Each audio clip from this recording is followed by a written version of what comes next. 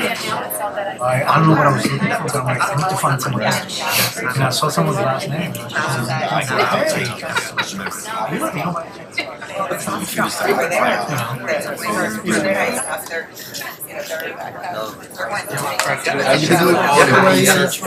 Without impacting. You never know. So you don't have to. Restoration projects in the world. Producing more tech diversity in Silicon Valley. I saw twins, yeah. Also does it making a real impact on the big challenges we all face in the arena. Be in the room and leading our nation's research. So we're doubling down on the District of Columbia. We're here to provide diverse approaches to our federal research programs in the halls of Congress. Providing engaging academic experiences for our students, bringing the magic of Miami to the nation's capital. The American Research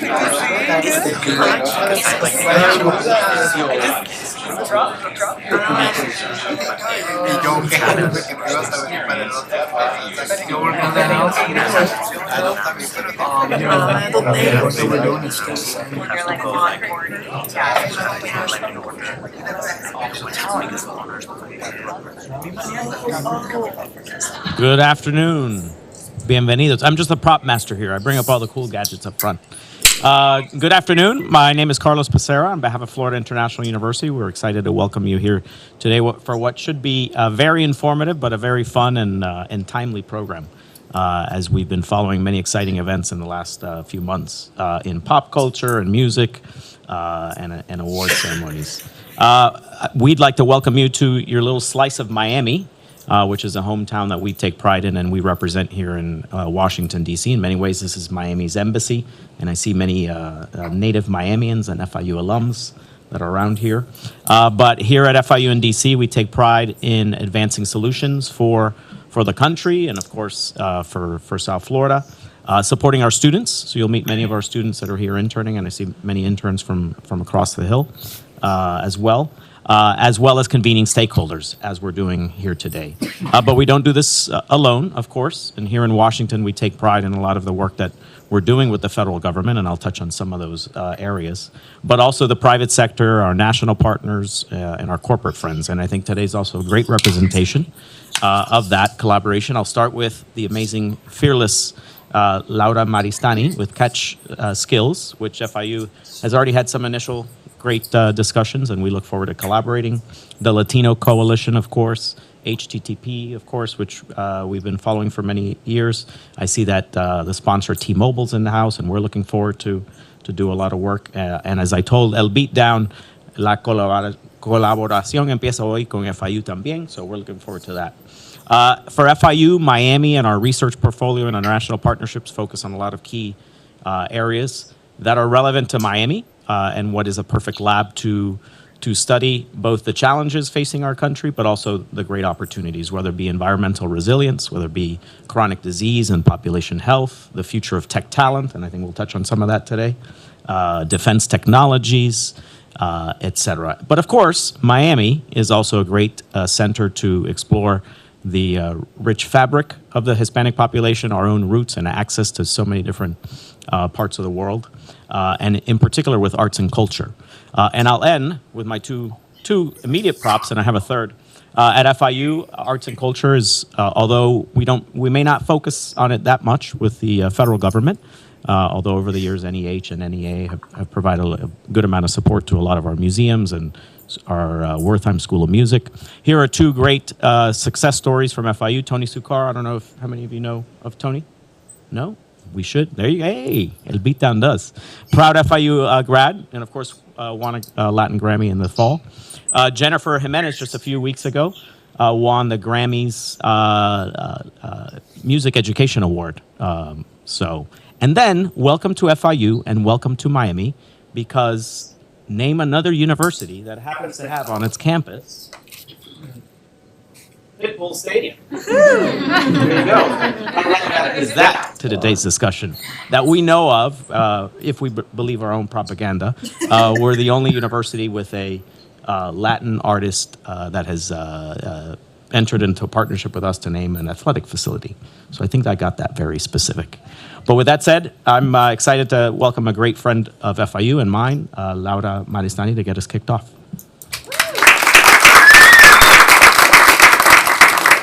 Hi, everybody. Good afternoon.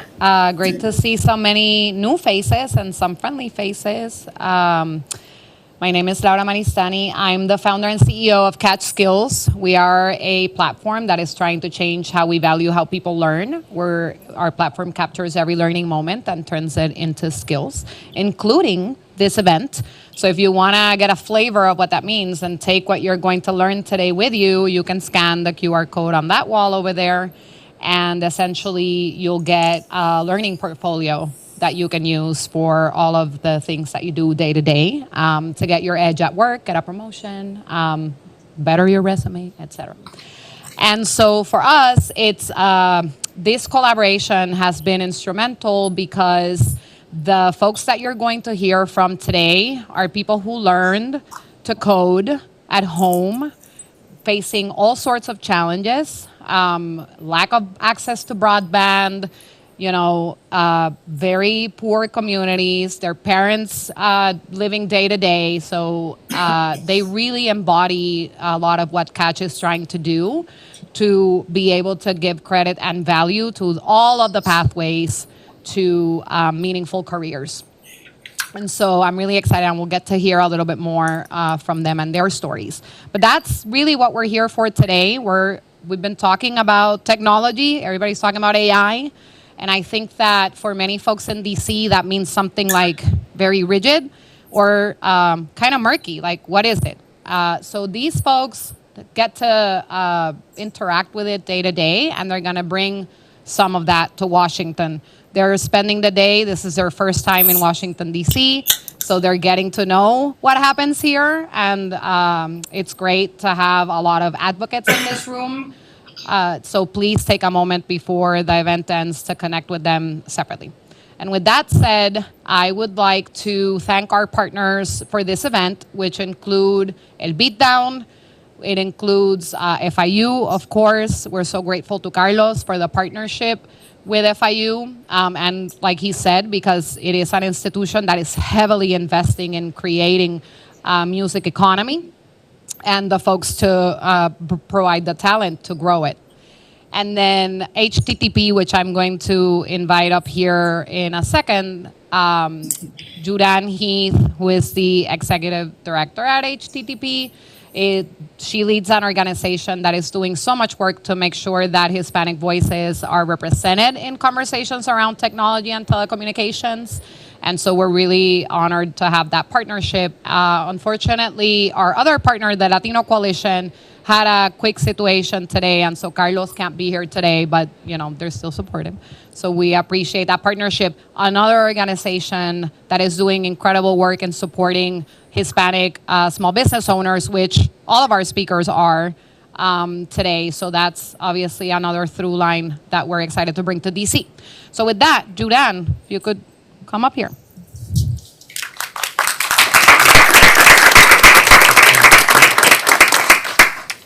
Thank you, Letta. And I'm just going to indulge me in quick remarks. Like she said, I'm Judan Heath, Executive Director of HTTP, Hispanic Tech and Telecommunications Partnerships. Add that to the list of Latino acronyms in DC. We are actually celebrating 30 years of HTTP, so 3 decades of national Latino leadership among organizations, working alongside tech and telecommunication leaders in policy, grassroots, and industry to expand digital access and create economic opportunities for the Latino community across the U.S. and Puerto Rico. So again, I want to echo gratitude to Katch Skills, to El Beatdown, to Latino Coalition, to FIU, and to our friends at T-Mobile, and our esteemed panelists for making it all the way out here on the warmest DC of weather days. So we're here to discuss a blueprint for how technology can bridge the gap between passion, professional success, and economic growth. For far too long, policy conversations in DC frequently occur without the essential perspectives of those directly engaged in frontline innovation. We know that being offline in 2026 isn't just an inconvenience, it's a barrier to access, a wall around classrooms, and a ceiling on economic mobility. So tech policy should be informed by the very people who are using tech tools to create opportunities. And many in our communities understand both sides of the digital divide. They know what it means to lack access to tech, and they also understand the new opportunities that are possible when those barriers are removed. And their journey exemplifies how access to tech tools, skills, platforms can unlock entirely new career pathways. So this is why we're prioritizing these conversations with producers, creative technologists, and bringing them into the discussion. So we're helping ensure that policy regarding technology, innovation, access to digital tools reflect the real world opportunities and possibilities. They're often heard, but rarely seen, and they're a powerful example of what tech can unlock. Their stories remind us why it matters to include diverse voices in the conversations about technology, policy, and workforce development. So technology has moved from being a barrier to an entry point. And when we look at workforce resilience, we see that every artist on stage, there are a dozen hidden workers, lighting techs, data analysts, software developers, trained and specialized in alternate pathways to success. Through aggressive creative sector policies, we aren't just making music, we're building a future-proof workforce. So this is why this conversation today is so important, and we're so grateful to be a part of it. So thank you, Lara, for bringing us in, and we're gonna pass it back to her to hear from our sponsor. Thank you, and so obviously, like anything, this event came through some long-term partnerships between creatives and the policy world, but of course it would not be possible without the support of companies like T-Mobile, who have been graceful enough to help us make sure that we had our bellies full for today's conversation. And if you all know me, I think extra special that they paid for pastelitos and croquetas. Hashtag croqueta. So it's my honor to invite Joanna Diaz-Sofer from T-Mobile, and thank you again for supporting the event. Thank you, Laura. Every time I'm with you, I have a croqueta, so it's not a bad precedent to set. Hello, Joanna Diaz-Sofer, Director of Government External Affairs at T-Mobile. So wonderful to have such talent in the room in DC. We're not used to this, so it's very, very exciting for us. We're not used to having this kind of talent in DC. Puerto Rico, I want to just talk quickly about Puerto Rico. It means so much to T-Mobile.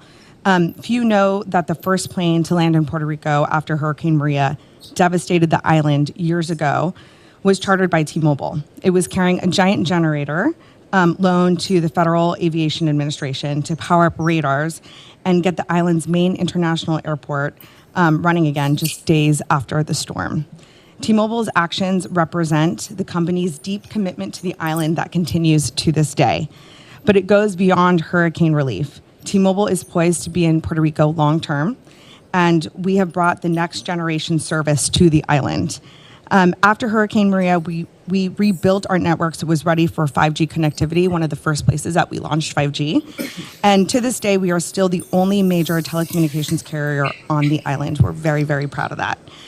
We are also involved in Distrito T-Mobile, which I know many in this room have been there. It's a somewhat new entertainment complex in San Juan that includes a hotel, a drive-in movie theater, and a musical hall for concerts, restaurants, gaming areas, even a zip line. So we're glad to be a part of it, and shows that we are committed long-term to Puerto Rico's recovery and its economy. And it's actually one of our 4 major venues nationwide. So we don't do that everywhere, only in our very most special places. We're also incredibly excited about a new innovation we recently introduced. It's our AI-powered live translation. This service enables real-time translation during phone calls across multiple languages and empowers a small business owner closing a deal, a parent speaking with a teacher, or a family member coordinating care with confidence and clarity. We are also proud of how T-Mobile is investing. I got to give a shout out to Florida because we're at FIU and Florida's future in a big and meaningful way. Last year, we completed a $2 billion multi-year expansion of our 5G network across the entire state, bringing faster, more reliable connectivity to nearly 100% of Floridians. And, that's strengthening, the communication where it matters most. Finally, I would be remiss to not mention, we're just so proud to partner with the Latino Coalition, HTTP, Judan, thank you for everything. And our first event with Katch Skills, even though we're always, Laura is always in the mix with everything. Thank you for bringing us together, Laura. We're just happy to play a small part of it, so we're very grateful for that. And thank you, Carlos at FIU, for hosting us. Enjoy the program, and I'll pass it back to Laura. Thank you. All right. Okay. So I'm going to invite our panelists to join us up here in a second. Just so you have a bit of a flavor, I think most of you saw the invitation. These folks are really special. They have been involved in many of the hits that we're all listening to on replay the whole day. We have folks in the room also that are going to be giving remarks later and have worked, with artists like Bad Bunny in almost all of their albums, for example, but they also work with many other artists. El Beatdown is also a very special organization because it's bringing additional attention to the history of reggaeton and how it's surging. So we're right at the cusp of a special moment because other genres of music have obviously been around for a very long time. And reggaeton now is just starting to have their heyday. I don't have to remind everybody that, we were fortunate enough, because I just love reggaeton, to have the ability to listen to the beats during the Super Bowl this year.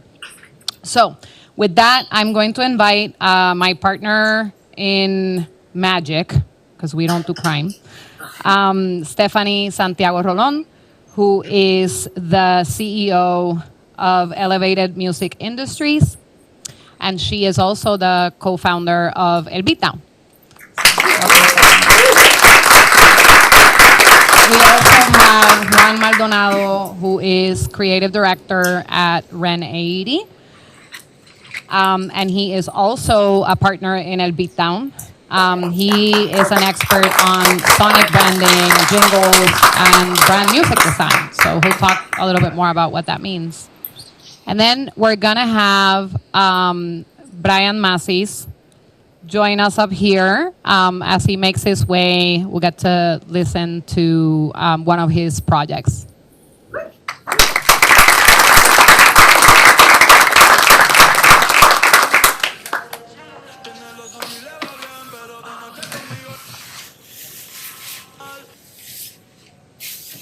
I think we're having sound issues.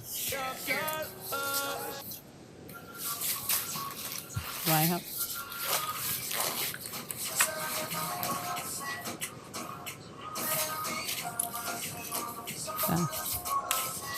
Nobody knows that song, right? I know that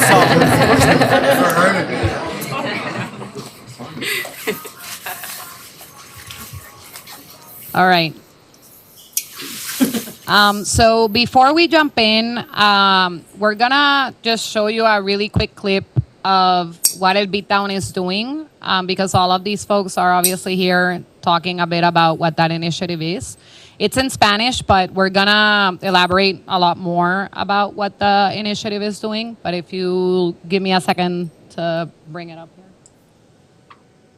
And I'm not Carlos, I know he does this all the time, so I'll be like, okay.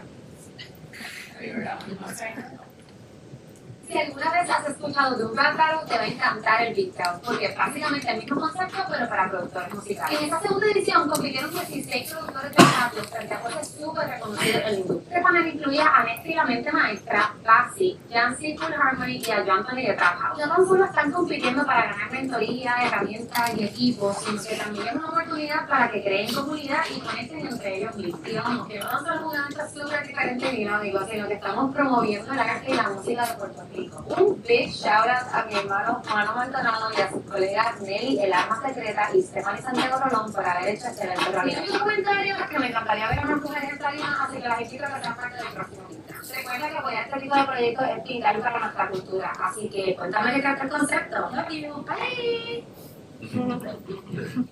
All right. So, okay, let's jump in. Enough of all the speeches. So, let's just go really quickly around the room and have each of you introduce yourselves. How about we start with you, Stephanie? How are you guys doing today? My name is Stephanie Santiago Rolón. Yo soy de Corozal, Puerto Rico. How many Latinos are in here today? ¿Cuántos son puertorriqueños? Okay. Awesome. Nada, estamos súper agradecidos de estar con ustedes hoy para que aprendan un poquito de nosotros, right? We're very, very excited to be with you guys today, learn a little bit about us and what we would like to propose out here, right? In DC, you're like, you know, what are these reggaeton people doing out here? People who work within the Latin urban music space. But as you know, it's a very important space right now, and we're really excited to get our feet wet.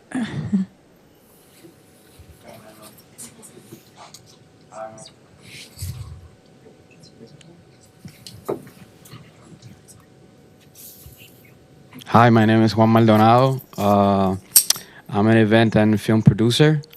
I've been working with a lot of brands in Puerto Rico, like let's say Burger King, Coca-Cola, Heineken, and so on.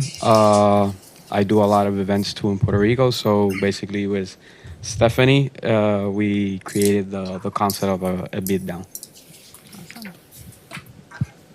Hey, my name is Masis.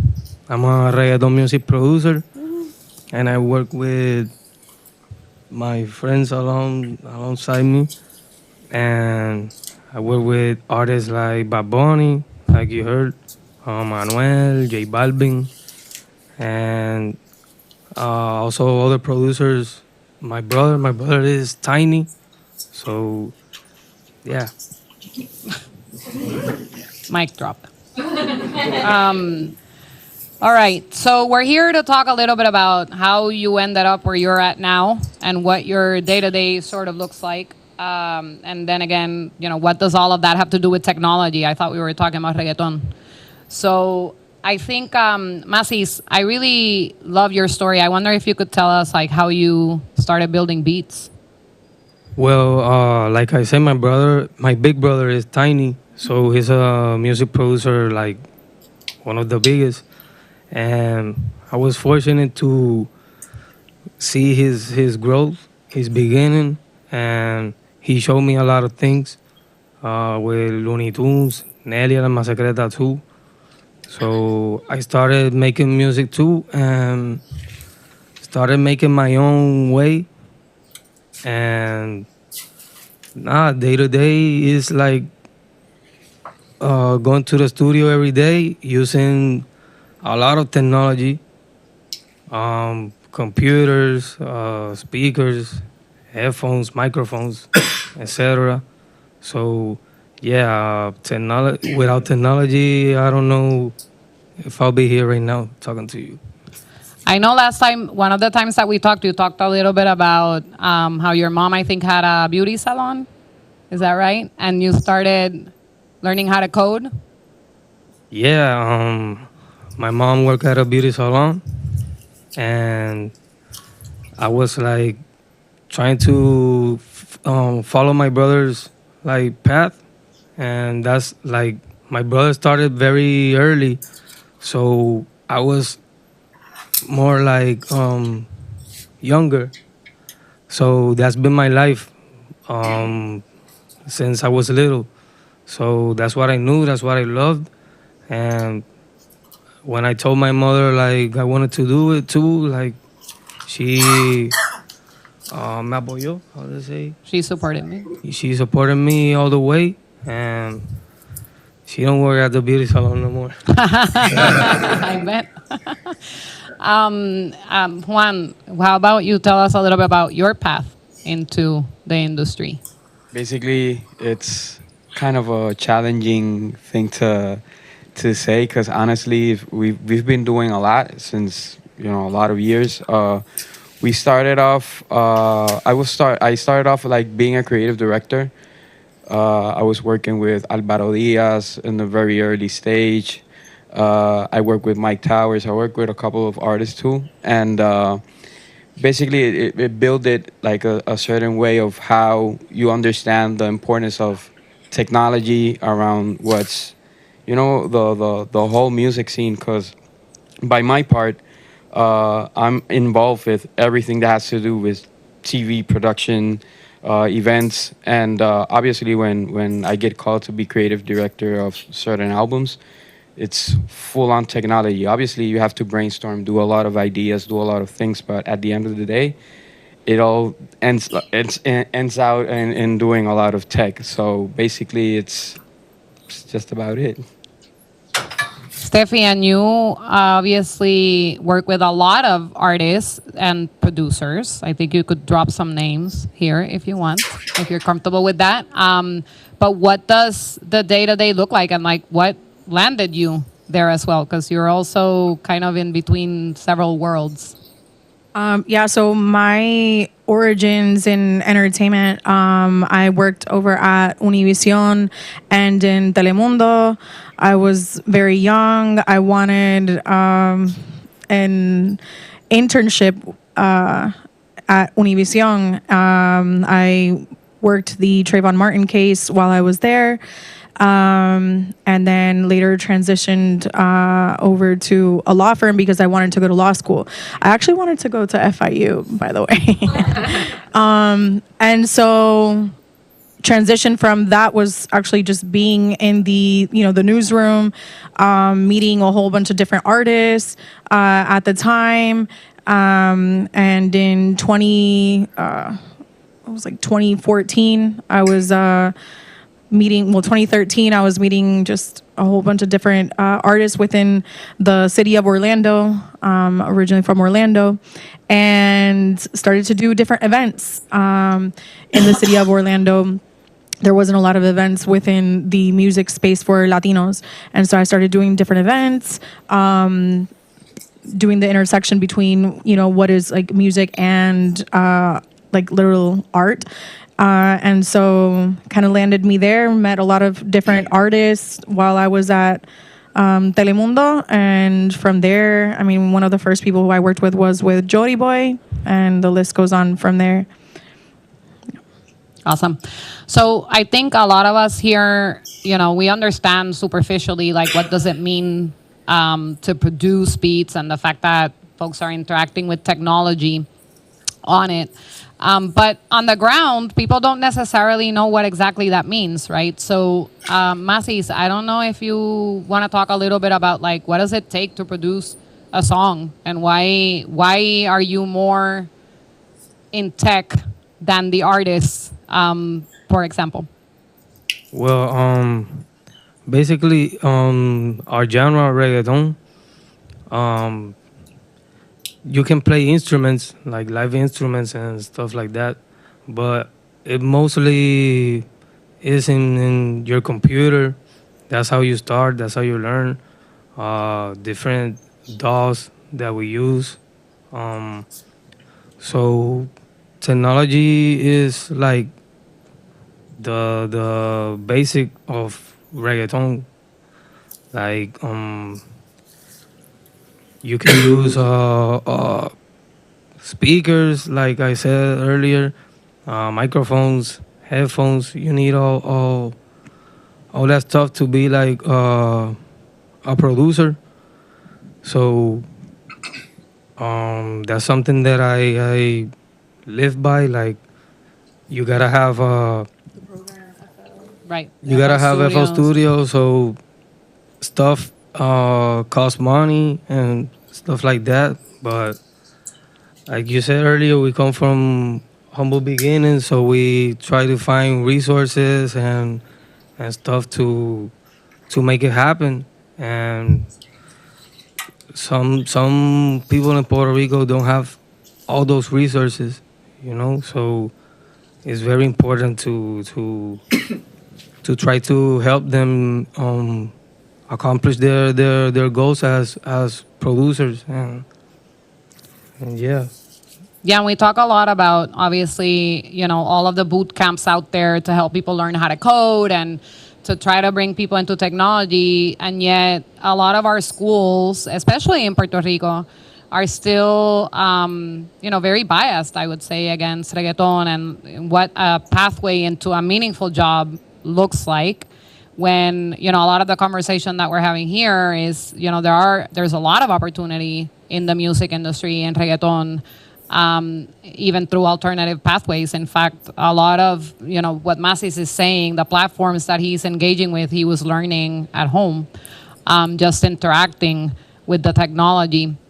So, Steffi, like, how do you see that in your day-to-day with El Beatdown? Because you get to engage with a lot of producers that are coming in that way. And again, like, that intersection of, like, what are we actually telling kids are meaningful careers and what are the alternatives to that? So El Beatdown has provided a platform for a number of young adults who are looking into, they see people like Amasis, like a De La Cruz, who's in the second row. He's with us as well, amazing producer in Puerto Rico as well. But they see them and they're like, okay, this is somebody who I can emulate. This is somebody that, he did it, I can do it too. And I feel like within the platform of El Beatdown, we have been able to provide different resources, for example, for the participants, and not even just the participants. We have like such a open vibe, right? Like, within the event where, you have an amazing producer and we're right here. Like, all I need to do is go up to you and be like, hey, my name is this and that, right? So it's not something that's like super industry closed off, If you want to do this, stretch a hand out, and that's what we're also trying to teach, this new generation of producers to not just focus on the music, but focus on the networking, focus on the el tú a tú, like we say. The you and you, right? So one of the main things I would say is that access to network, and it's not just light network. We don't want to be gatekeepers. We want to. The music is for everybody. Specifically, being a producer, making sure that you set the vibe, set the tone. What do you hear when you first listen to reggaeton? You listen to the drums, you feel the music, right? That's why reggaeton is so universal. Just music is universal, period. So we just want to continue to help that next generation to understand what resources they're able to tap into. And we understand that it's costly. We understand that not everybody has those resources. If there's certain producers in Puerto Rico that don't have those resources, imagine in other communities outside of in Latino America, etc., that don't have that access. And that's what we're trying to do. We're trying to create those networks and those pathways. And with the winner, we're trying to not just with the winner, but with the participants that actually get chosen. We create camps for them. We create opportunities for them. We had actually one of the winners, that was closely working with an artist in the studio in Puerto Rico, and he would have never thought that he was going to go ahead and get to that, and he was engineering for that artist. So creating those opportunities that somebody who literally drove 2 hours to get to the studio, goes to school, drives 2 hours to go to school, like, they want it. And so those are the people that we're trying to help, the young generation that's going for it. Yeah, and that comes in a little bit into, additional supports, because you all are coming from different backgrounds. In your own way, well, you are business owners. And so, how do you navigate that? What does being a business owner in the music industry mean? And I don't know, Juan, if you want to get started, give us some insight into your life. It's very challenging. It's on a rush. You're never, people always. I when I talk to people, they always say that, okay, I want to feel comfortable when I work and get to a certain level, and each year I go and I'm so humble and I appreciate what's happening in my life right now, because each year I go a step up, but I never feel comfortable because it's always on a rush. Always you have to deliver. We're running every day, and but it's a beautiful thing too, because I've worked. Like, put it for an example. I was one of the people. I sat down when I was a creative director with Cyan and Lennox, the duo. They had a song called La Player. It was #1 in Billboard. I remember like that first day we sat down, like to select like what was the first single out of the album, and I remember that back and forth. And the day that we like selected that song, we say like, yo, this is the song, this is what we're gonna do. We have a lot of different opinions. Cyan was selecting another song, Len was selecting another song, and we had like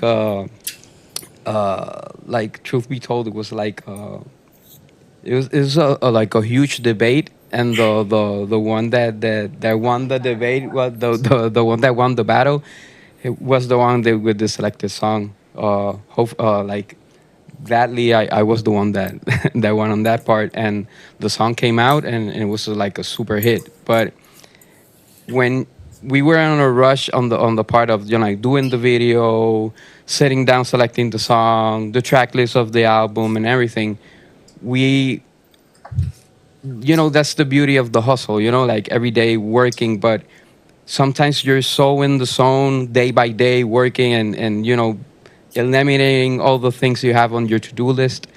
And when the song comes out and you see like the impact and the millions of people that are consuming the song, it's a very joyful moment. I can't imagine Masses right now, because he's done a lot of hits like during all these years, and I'm sure that it's the same feeling, on the back end. The strategy and everything is evolving. When you see like the end results and it happening in creating something that it goes above your goal of your, of doing that, it's truly beautiful, honestly. Masis, what does it take to run a business like yours?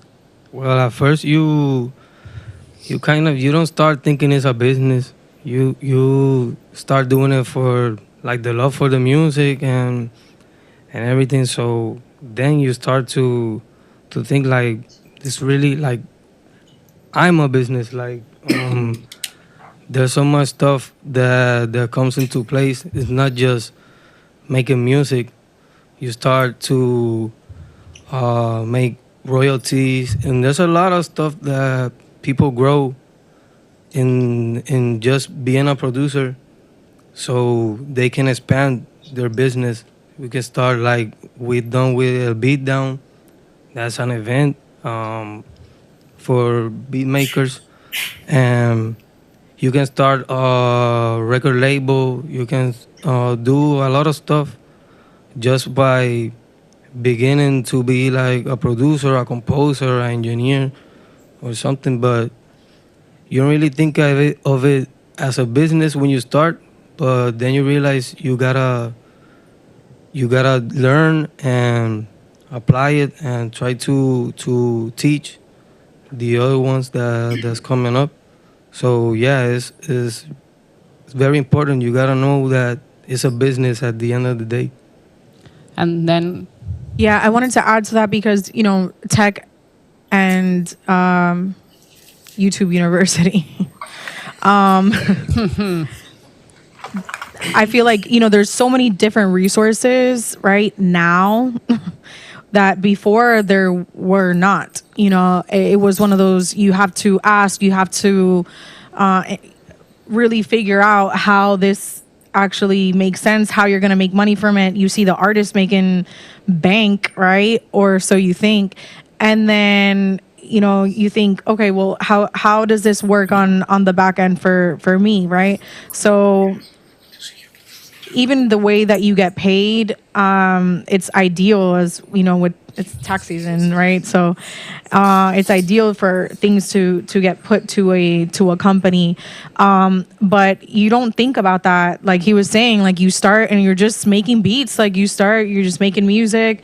You want people to connect with your art. You want people to really enjoy the music. You know, you want it to be, you want to hear it in the cars on the streets. Like that's the fun, right? Like that you get, and the hype that you receive. But in the back end, there's the legalities. There's the part where it's like, okay, wait a minute. When do I start needing a lawyer to review contracts? When do I start getting a CPA? And producers need that. Artists need that, right? And now there is more access to those things, in the sense of now there's more, you know, you learn more. There's creators on TikTok that start talking to you about how to, you know, how to create a business as a producer or as an artist, etc. There's not a lot, and there's not a lot in Spanish either, but esos son otros 20 pesos. But the cool thing about that is that once you start to learn, you start thinking in a more like entrepreneurial way. I always tell like Masis, you know, you're not just a music producer because you think more outside of the box. You know, in a conversation that Juanito had with De La Cruz, with Masis, about El Beatdown, and then I get a call at like 9 something at night, 10 o'clock at night. Like these people calling me at this time, like what's going on? And then they come out with this amazing idea, and I'm like, heck yeah, let's do it, you know? And then now we're here, 3 years later, sitting in front of you guys today at FIU with, you know, amazing sponsors, telling our story. And this is where tech and music and the love for all of this has brought us. And we just want to continue sharing that as small businesses that we are here. And then, so this is why we're here today. As they've obviously grown in their own right and through their music, you know, we started connecting, and obviously I know nothing about music, but I understand policy and I understand the impact that it has. And they didn't know that they were starting to speak our language. And I think that that's what starts to happen, right? When you start to make it in life a little bit and you have a little bit of space, and all of a sudden you start wondering, how do I give back? How do I give back to my community?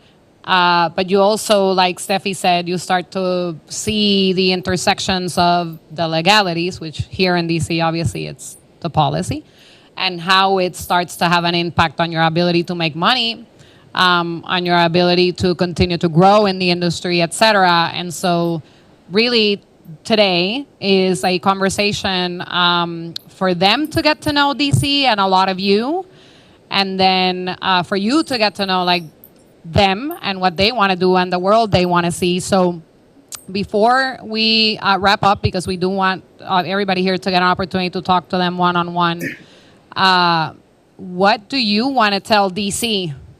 So all of these folks are helping communities in many different ways, or have the ability to do so, or know someone that can do something. So what do you want to see? Like, what would you like to see in your industry?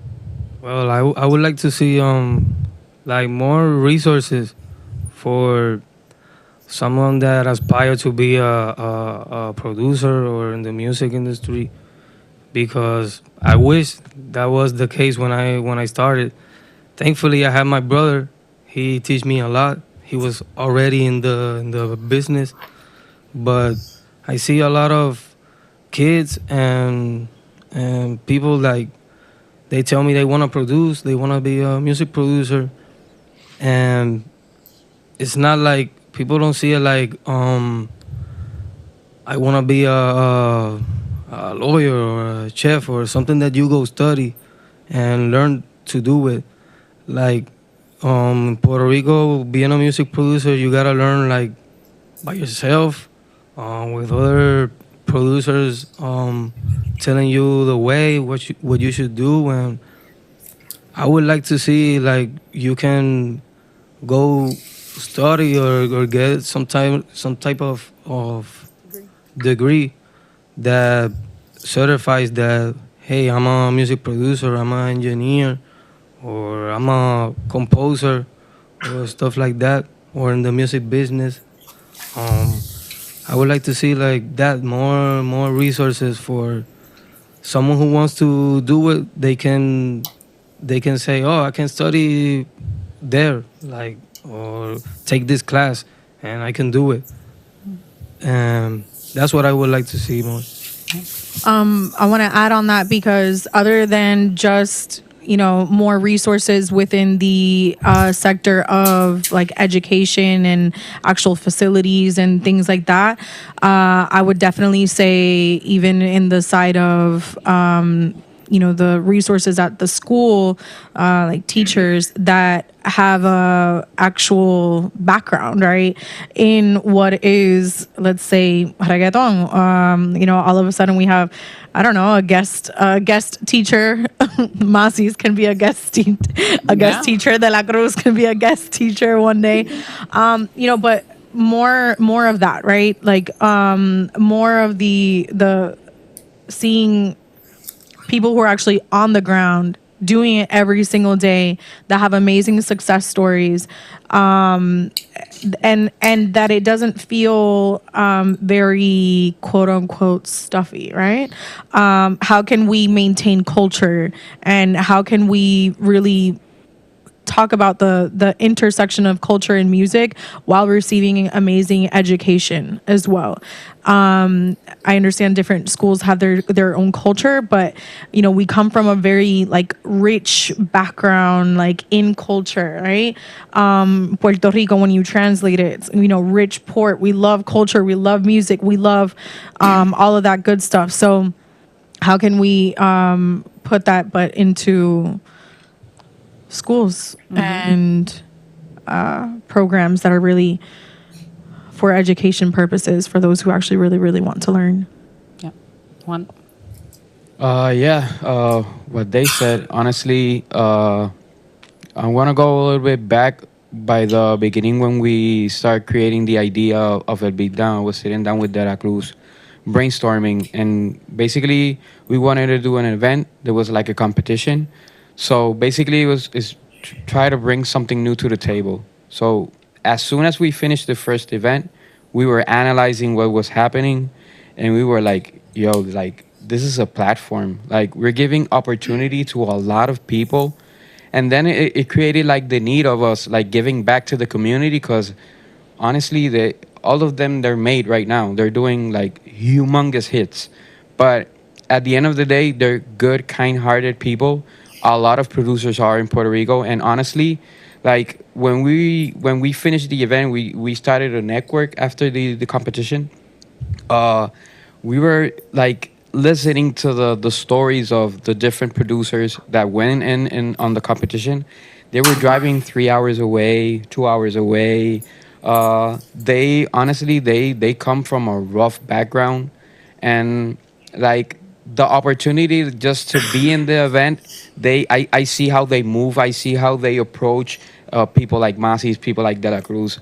Honestly, on give me an insight, give me something, like talk to me. So give me a little bit of, give me your 2 cents, a little bit of knowledge, so they can understand. Maybe if they go to that event and they get like a glimpse of any little information they can absorb and they can practice back at home, I think they won that day. So basically, it's a simple event that we did created this type of need on our part to give back to the community. So at the end of the day, it's like help people, give them tools, help them throughout the like any process of tech needed. And at the end of the day, as soon as they're made, I think that a lot of help on the financial part is super important right now, because we've know a lot of like upcoming producers that signed their first deal and they have an advance of 100K, and they spend it in 6 months. So there's a lot of help that is needed, because right now they don't come from like the most business families on their background. They don't know like how money works and everything. So I think we have like an assignment. Yeah.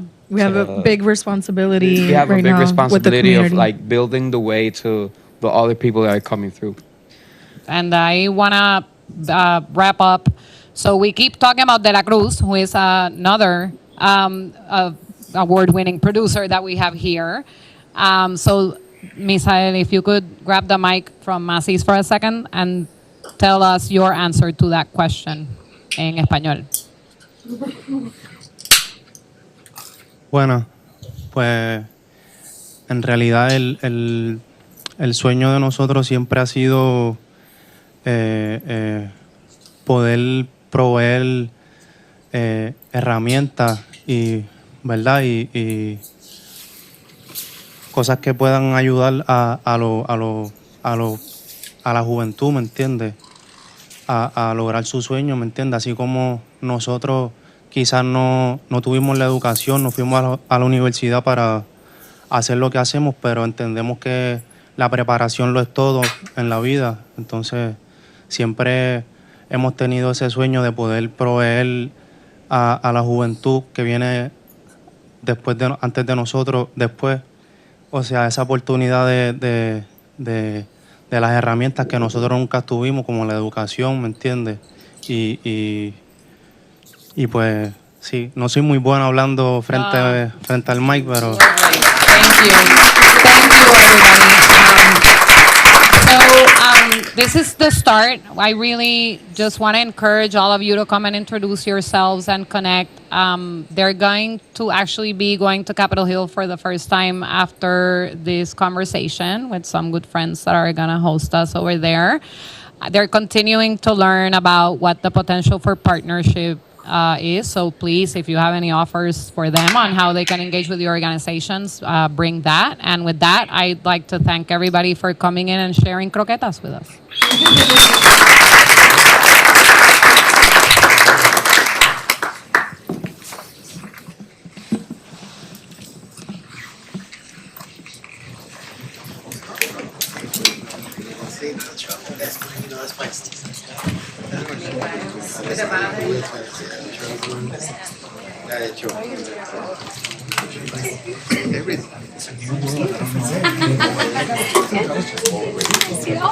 I don't know anything about this world.